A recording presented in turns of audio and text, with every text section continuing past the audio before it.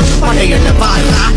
பொருள் என அறநிலை வரும் ஒரு நெறிதனை உலகினில் உரைத்திட்டு தீரா வள்ளு வன்ற நெறி மைய தூள்ள வரை உள்ளம் தன்னில் அறம் தமிழறம் பெருகிட துள்ளு மள்ள படை கொள்ளும் வெற்றி கதை கள்ளம் மற்ற மனம் இளமதில் மாறு கல்லில் வடித்த சிலை சப்பு நெறி பண்டை பேசன் புகழ் திசைகளும் அது நிற எட்டு திக்கு தடம் வெற்றி சென்ற வழி மண்ணில் வந்த இனம் திசைகள் மாறு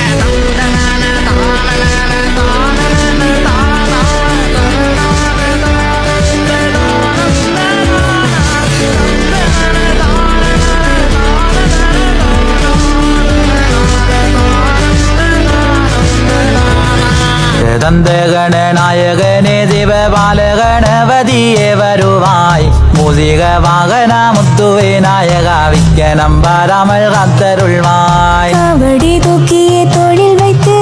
வடிவேலா உன்னை தேடி வாரேன் கந்தா கடம்பா கதிர்வேலா சக்தி உமை வாலா காருமையா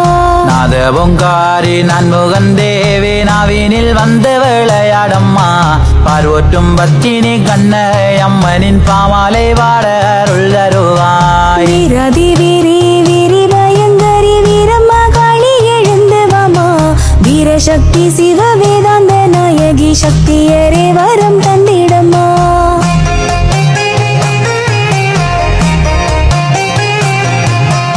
அத்தளே எங்களா வீராமி தாயாரண்டமெல்லாம் அவள் ஒத்தவளாம் ஆயிரம் கண்ணையோடையவளாம் அரி அன்புள்ளங்கொண்டதாயவளாம் நகமும் வாயுதேவனும் பலம் தெரியவே யுத்தம் கொள்ள வாயுதேவனும் சுழண்டு அடித்திட பன்னகமும் கண்ணீர் சிந்த சிந்திய கண்ணீரும் தான் பறந்து செந்தாமரை பூவில் தான் விழவே மங்களமான கோலையுடனே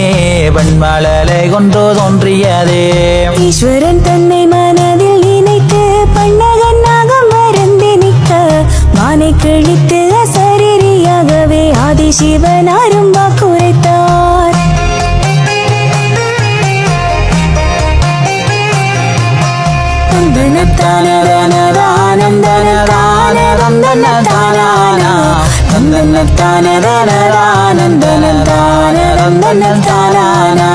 மாறாத மாமுனி தன்னிடம் சென்று வரேவுடன் பாதமலர் தொழுது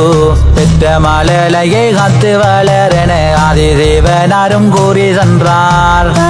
மாமுனி வாங்கி மழலையை அன்புடனே அவர் புன்னகைத்து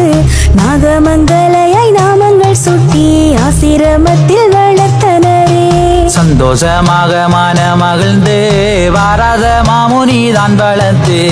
ஈஸ்வரன் பார்வதி சேவை போரிந்திட கைலாயத்திலே அனுப்பி வைத்தார் ஆதிசிவனர எண்ணியல்லோ பாண்டிய மன்னன் தவமிருந்து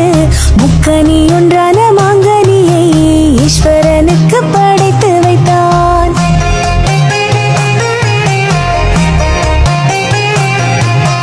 ஈஸ்வரன் பார்வதி தான் மகிழ்ந்து வண்டியன் முன்னே தோன்றிடவே முக்கண்ணை தன்னை வரமாய் கட்டிட ஆதிதேவனார் அருளினாரே புத்தி கலங்கிய பாண்டியனும் தாயின் தனத்தை கண்டுமேதான் மாம்பழம் போலவே தான் இருக்கின்ற மனதில் நினைத்து நின்றானே பாண்டியனின் குணம் தான் அறிந்து பார்வதியாளம்மன் கோபம் கொண்டு சிறி எழுந்து சேவனுடன் வாதாடி சிற்றத்துடன் தயார் என்றாவாம் பாண்டியன் தன் விழி தான் மறைத்து குலம் விழவே நானும் வழிவகுப்பேன் சென்று வருகிறேன் ஆசிகள் கூறின சக்தி உமை அவள் கூறி நின்றாள்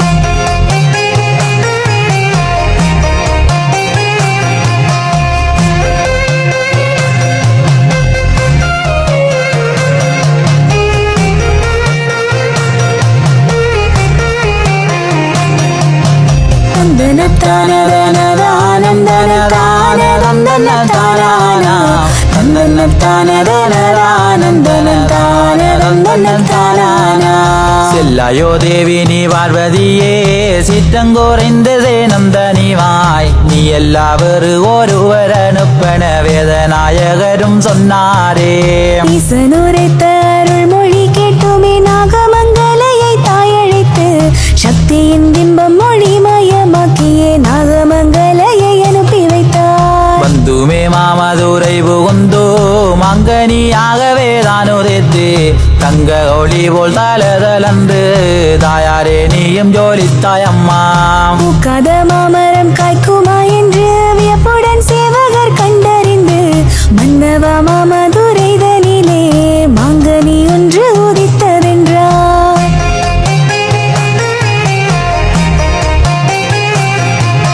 பாண்டி மாதேவியும் மன்னனுடன் மங்கனி தன்னை வாரிக்க வந்து சந்தோஷமாக மகிழ்ந்து மங்கனி தன்னருகே விரைந்தான். முந்தனை தன்னை வேறித்திட தேவியும் மன்னனும் மாங்கனி தான் பறிக்க பால் சுரந்தே விழியை மறைத்திட பாண்டிய மன்னனும் கவலையுற்றான். கண்ணிழந்ததோர் வண்டிய மன்னன் வானங்கலங்கியே ஏக்கமுற்று மங்கனி தன்னையே விளையில் வைத்திட ஐந்தானால் வெண்மதலை இருந்தாய். மாமதுரையாளும் பாண்டிய மன்னனும் மோது மறையோர்களை அழைத்து சீராக பார்த்து மறையதனை இந்த செல்வி குறிப்பதை சொல்லும் என்றார்.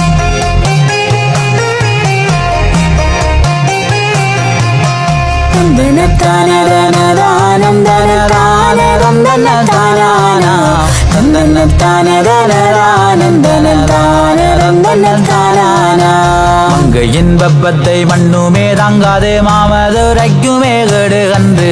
சித்தத்துடன் உயிர் தான் பறிக்க சீனங்கொண்டவள் என்றுமே தான் உரைத்தாள். முத்தும் பவளங்கள் ரத்தினம் உள்ளிடாய் தங்கத்தினால் ஒரு பிழை செய்து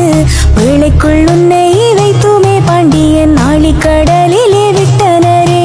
பொன்பெண்ண பிழை மீதந்து வருவதை மாநகர் மாசத்தோ வாருங்கண்டு சந்தோஷமாக மகிழ்ந்து பிழையை காண வேறைந்தாரே.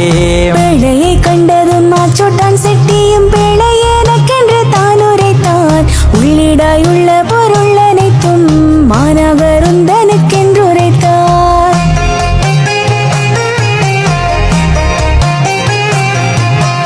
ஆனந்தமாகவே மாநகரும் பிழையை கையிலே தான் எடுத்து பெரின்பமாகவே பிழை திறந்திட செல்வ மழலையாய் நீ இருந்தாய். சந்தோஷமாக மனமகிழ்ந்து மாச்சோட்டான் செட்டியும் பிழை கொள்ள பூலோகமாழவே வந்த தாயவளை மாநகர்